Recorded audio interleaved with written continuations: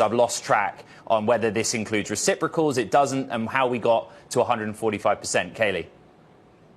Yeah, Ed, this really is about math and how these tariffs layer on top of each other, as there are different tariff regimes that China is subject to. As President Trump made clear yesterday in his post on Truth Social, he has raised the reciprocal tariff rate on China to now 125%. That, of course, has been escalated multiple times due to China's retaliation. But that did not include the 20% tariff that he had already put into place on Chinese goods earlier this year over the trade of fentanyl. So it's about adding that 125 to that 20% that was already existing, which gets us to the total rate of 145%. Now, this was actually all there in the White House's fine print, but obviously, it's difficult to understand with this fast-moving story how all of these tariffs work in tandem together, but it does seem that this is a figure that was higher, at least, than the market previously understood it to be, which is why we are seeing things take a turn. And this comes despite the fact that President Trump in the Oval Office yesterday said that he couldn't imagine taking tariffs on China any further than he already had, but maybe perhaps this is further than was previously understood, keeping in mind that China